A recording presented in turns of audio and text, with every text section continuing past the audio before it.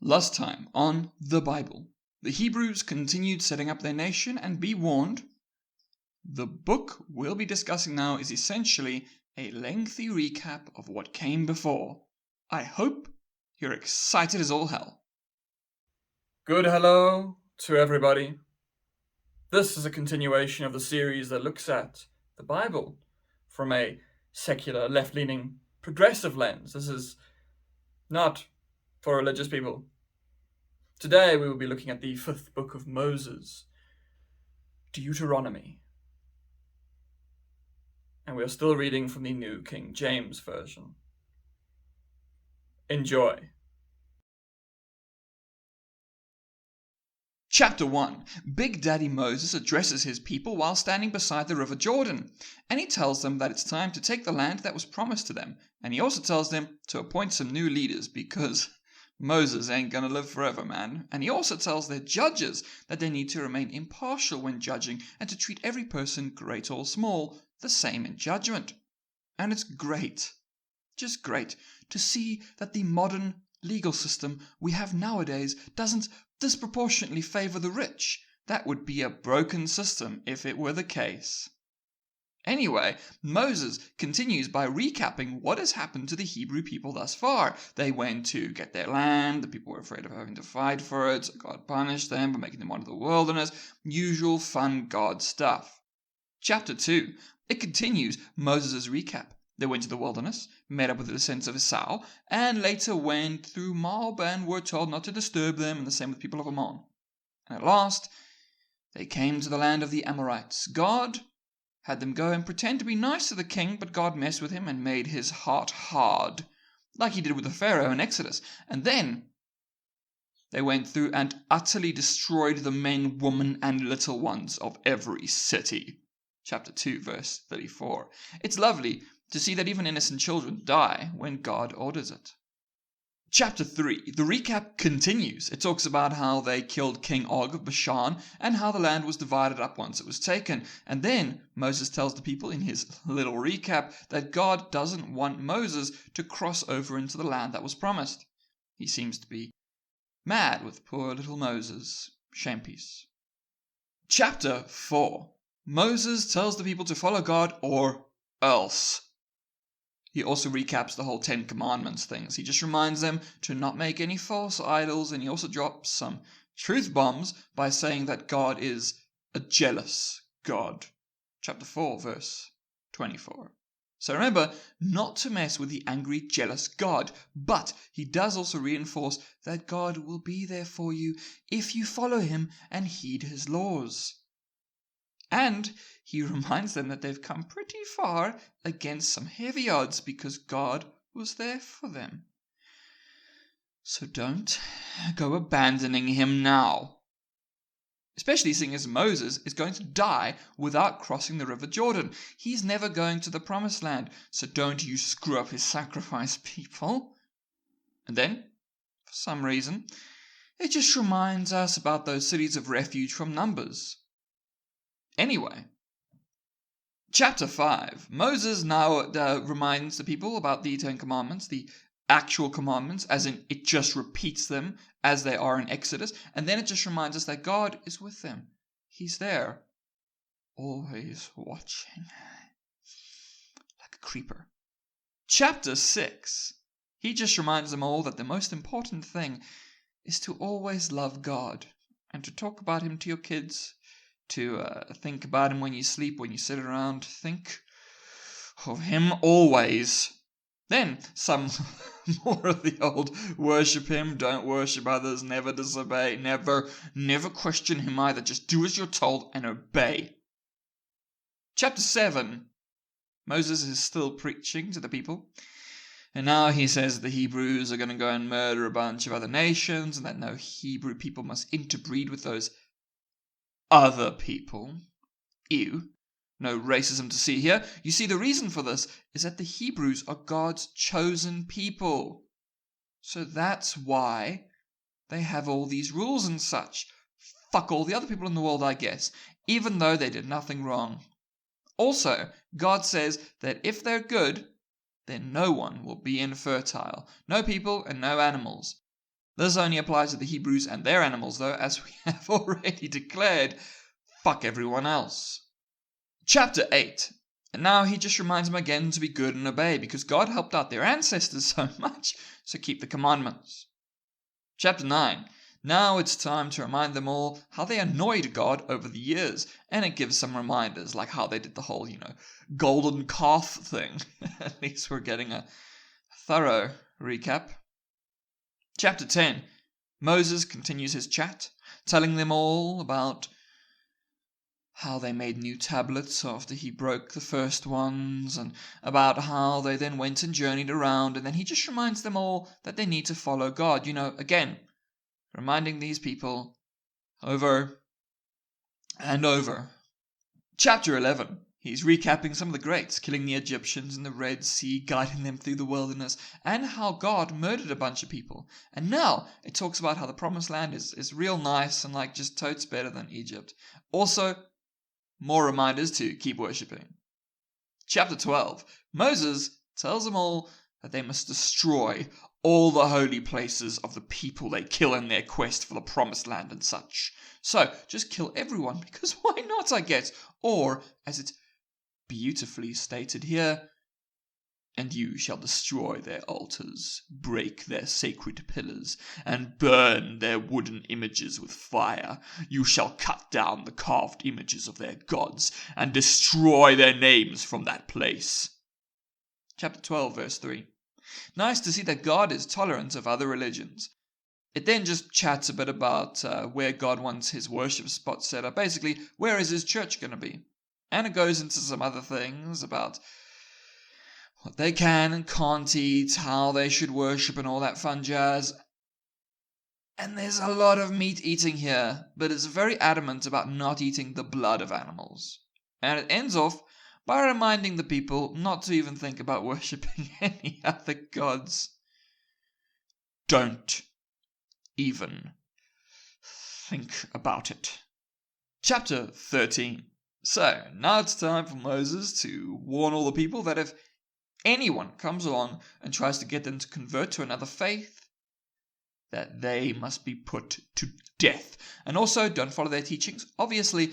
And if someone you know, like a friend or loved one, tries to turn you away from God, well, then you gotta stone them till they're dead.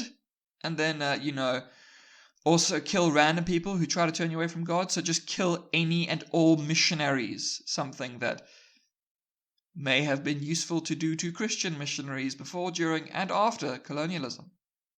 Chapter 14. So first it just says not to cut yourself or shave people. Okay. But then it decides to pull a Leviticus on us by going over the unclean meats. We've already gone over this in our video on Leviticus, but it does, word for word, repeat something from Leviticus, which I'm just going to repeat because of how thoroughly odd it is. You shall not boil a young goat in its mother's milk. Chapter 14, verse 21. A phrase that still baffles me. Oh, and it also says that if an animal dies on its own, then you mustn't eat it. But you can give it to a stranger or sell it to a foreigner. Because fuck strangers and foreigners, right? But then it goes and does a kind of nice thing by saying that you should put food aside for disadvantaged people. Glad to see that modern Western culture retained its charitable streak rather than giving in to the pursuit of profit to the detriment of everything else. Wouldn't it be a horrible world if that were the case? Anyway, chapter 15. It then reminds us that debts are cancelled every year. But then also says that the Hebrew nation must lend to many other nations, but it must never borrow. Always the debtor, never the creditor. Then it reminds people to give to the poor. Don't be a stingy person, be charitable. And then something very interesting, and perhaps of note to people discussing reparations for the descendants of slaves. You see, if you had a slave, according to the old Moses man, you must let them go after 7 years, and you shall not let them go empty-handed. You shall supply him liberally from your flock, from your threshing floor, and from your winepress. chapter 15, verses 13 to 14. Now, isn't that interesting? It also says that a slave can refuse to leave, if he loves you and everything. And then he can be your slave forever. It also goes over what to do with firstborn animals. They have to be sanctified and eaten, but not if they have defects. Ew. Chapter 16. So, seeing as repetition is the name of the game here, this chapter straight up just goes over the Passover, the Feast of Weeks, and the Feast of Tabernacles again. We already went over this in books past, but whatever. It also says that justice must be impartial, so that's nice. No bribes, stuff like that. Chapter 17. It reminds us once again that all sacrificial animals mustn't have blemishes or defects. Only perfect animals. And I don't know how many times this has been repeated so far. And then, one paragraph later, goes into a multiple paragraph length discussion about judges and justice.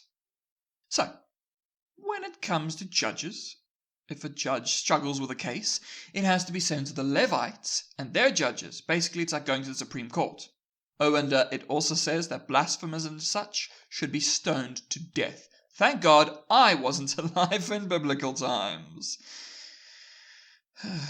It then goes into how to select a king, and of course a king can't be a foreigner, and they have to be religious, and they need to constantly read the Word of God to know how to lead and all that jazz. Chapter 18. Here we learn once again that Levites are a special tribe, and that they need to be looked after and fed and pampered. And then some fun stuff. You see, if you practice witchcraft, soothsaying, interpretation of omens, sorcery, conjuring of spells, and necromancy, or if you're a medium, well then you bad. No magic, no. And finally, it tells us that there will be new prophets after Moses has died. However, it also says that you'll know who the false prophets are, because their words will not come to pass. So, just look for people who make really good guesses, I suppose. Chapter 19. Now it's time to talk conquest. Once the Hebrews have taken over the land that God has given them to murder their way through, then they need to set aside a few refugee cities, which we spoke about in the last book. Repetition again. It then briefly touches on property boundaries before jumping on over to witnesses. You need at least 2 to 3 witnesses for it to stand in court. And if someone is a false witness, then you punish that person, of course. Chapter 20. Time for war. If people are scared of fighting, or have other things they want to do, kind of like in that one Monty Python sketch, they can leave. Like if you're scared or haven't had any of the grapes from your vineyard, or you haven't married your fiancé yet, so that's nice. Then it says that when you go to a city, you first offer peace, and if they accept it, then they are your servants. That's lovely. However, if you refuse, then you besiege the city and kill every man. Keep the woman, livestock, and children there. Although, they then make clear that there are certain people that must all be killed. And then you just get a list of people that God seemingly doesn't like. Chapter 21. Okay, we have some more fun stuff, because the first section of this chapter is all about unsolved murders. But they just have to kill a heifer, sacrifice. I guess forensics didn't exist at the time. I also guess they didn't have an all-powerful God around who could just tell them who did it. Bummer, right? And now it's time for female captives. Yay! If you want one of the female captives, you can take her, shave her and trim her nails, and then let her mourn for a month. Then you can take her as a wife, and if you have no delight in her, then you shall set her free. Chapter 21, verse 14. So that's nice. Okay, and now there's some more dickish stuff. Of course there is. If you have 2 wives and you love one but not the other, then if you have a son with the unloved wife, you do not need to name him your successor because he's not the true firstborn, apparently. So that's just horrible. Your unloved wife and your unloved firstborn don't get the same treatment as those you arbitrarily do love. This book is wonderfully moral, but at least it does say that you have to give unloved children extra stuff.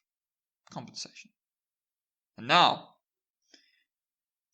it's time for all teenagers to take heed. Your parents aren't that bad. I promise you. Because here, it tells us that if you have a rebellious son, and he refuses to listen, then you must stone him to death. So, be thankful you don't live in biblical times. And lastly, it tells us that if we hang a bad person, that we must leave him there overnight and then bury him, because he's bad. Chapter 22. Okay, so now some nice stuff. If someone loses something, don't keep it for yourself. So that's nice. Also, help people when they're struggling. But then it goes and says, a woman shall not wear anything that pertains to a man, nor shall a man put on a woman's garment, for all those who do so are an abomination to the Lord your God. Chapter 22, verse 5. Which I guess people will use to say that God doesn't like trans people, or drag kings/queens. But once upon a time, t-shirts and jeans were clothes for men. So all those women who wear them now, afraid you're an abomination. Or, the more likely thing is that clothes don't inherently have gender, and so being a pedantic whiny prick about who wears what just makes you a bit of a knobhead. Maybe. Then, it randomly says that you can steal eggs and baby chicks from birds' nests, but leave the mother there. Maybe to weep over her stolen children? Who knows what justification these people had for what they did. Then, just goes and says things we know from Leviticus. Don't cross seeds in your field. Don't use different animals for plowing fields. Don't wear garments from different fabrics, just whatever. And now it's time for sexual morality. If a woman was not a virgin when she had sex with her husband for the first time, then you can stone her to death. However, if the man lied about her not being a virgin, and then if proof can be procured that claims she was a virgin, well then, the guy has to pay a fine and marry her for life. Now, first of all, you're forcing a woman into a marriage with a man who used her and then lied about her. And secondly, the so-called proof that they ask for is sheets. So the only evidence of a woman's virginity is if she bleeds the first time she has sex. And here's the thing, not everyone bleeds the first time. So, here's my message to the people who wrote this god-awful bullshit. Fuck you! But whatever, there's still more. If you cheat, death to you both. If a woman gets raped, death to the man. Okay, that one's kind of fair. But that only applies to married women. If you rape an unmarried woman, then you just have to pay her dad a fine and then marry the woman you just raped. That's great, isn't it? Once again, fuck this book and its authors. But there's always more, isn't there? So let's just move on. Chapter 23. Certain people are not allowed to enter the assembly of the Lord, such as any man who has lost his genitals, all illegitimate children and their descendants, and certain nationalities like Moabites. Then it just talks about remaining clean, because that's something real important. And then we just have some miscellaneous laws. Don't return runaway slaves. I guess the lawmakers who passed the Fugitive Slave Act of 1850 weren't Christian, or maybe they were just the usual kind of hypocritical assholes. No charging interest, unless it's a foreigner. Adhere to your vows to God, and if you take food from a neighbor's farm, you can't store it. You have to eat it right there. So basically, you can eat your fill, but you can't take it home. Chapter 24. And now there's a really roundabout thing with women. If you divorce a woman, and she gets with another man, who then divorces her too, the first guy can't take her back. Apparently, that would be an abomination. So many things are an abomination. More miscellaneous laws. Hey! Okay. No going to war after you just got married. If you're a kidnapper, you gotta die. Follow the advice of the Levites. If there's a leprosy outbreak, don't go bothering people too much if they borrowed something for you. Don't oppress hired servants. You can't die for someone else's sins. Whoopsie for the big J there. Don't pervert justice. And you must leave surplus food on your farm for strangers to eat. Chapter 25. Okay, so it's time for some judgment stuff again. If a judge deems that someone needs a beating, you just got to beat him 40 times, no more. And then the immediate next thing is, you shall not muzzle an ox while it treads out the grain. Chapter 25, verse 4. I love how this entire book just changes topics on a whim. It's lovely and poorly written. And then, immediately after that, it's time for marriage duties. If a guy dies without leaving a son, then his brother is supposed to have sex with his sister-in-law, and then the child from their copulation will bear the name of the dead brother. So basically, you're giving up a son to have a different surname so that the name doesn't die out. However, if the brother refuses, then the woman can take him to court. And if he still refuses, then he has to have a sandal removed, and then the woman gets to spit in his face, and he gets a bad name for the rest of his life, which is kind of funny. And now it's time for a drum roll, please. More miscellaneous laws. Woo. The first one is a doozy. If two men are fighting, and the wife of one tries to stop the fight by grabbing the attacker's genitals, then you need to cut off her hand. Then it says you can't have a bag with light and heavy things in it, or things in your house that are big and small. Okay. Oh, and then it just reminds them to destroy all the Amalekites. Chapter 26. This just starts off by saying that the Hebrews need to do some offerings as thanks. And it ends off by reminding the Hebrews that they are the special people of God.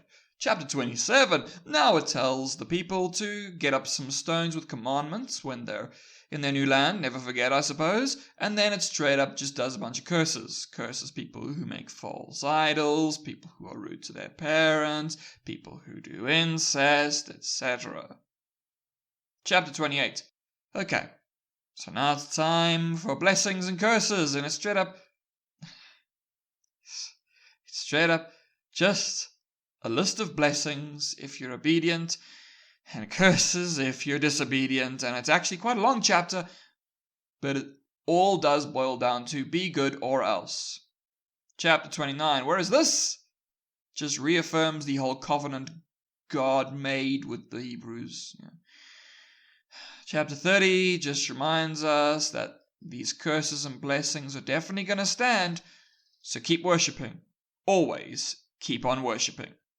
Chapter 31, it's nearing the end for Moses, and so he tells everyone that he can't cross the river Jordan into the new land and that Joshua will lead them. And then he says that every 7 years they need to hear the law, which is this collection of 5 books. Everyone has to hear it. Then, at last, it was time for God to inaugurate Joshua as the new leader. He also told them that the people would eventually rebel, and so he gives them a nice little song that can help them with that. Chapter 32, it's now song time, and it's a kind of lengthy song. It's just about God and Moses and all that. So I'm not going to repeat it here. So if you want to find the full thing, just look it up. It's called the Song of Moses. And now it's time for Moses to go up Mount Nebo. He's going to die there, just like his brother Aaron died on Mount Hor. Chapter 33. Here Moses does his final blessing, and he blesses the tribes of Israel. So that's nice of him. Chapter 34. The final chapter of Deuteronomy. And at last we have a satisfactory ending to a book in the Bible. Every book has so far just ended. But this one ends with the death of Moses. He dies and God buries him. No one knows where his grave is, and it also says that there will be no prophet like Moses ever again, no prophet who knew God face to face. The people mourned him, and Joshua took over as the leader. And that's the end of Deuteronomy. And that's the end of the first 5 books of the Bible, also known as the Pentateuch or Torah, the law. The law from a time that hasn't applied for thousands of years, which is why we still read this book. Anyway, next we will be moving on to the historical books, starting with Joshua. Should be a very, very fun time. But for now, fare thee well. And remember, stay moral.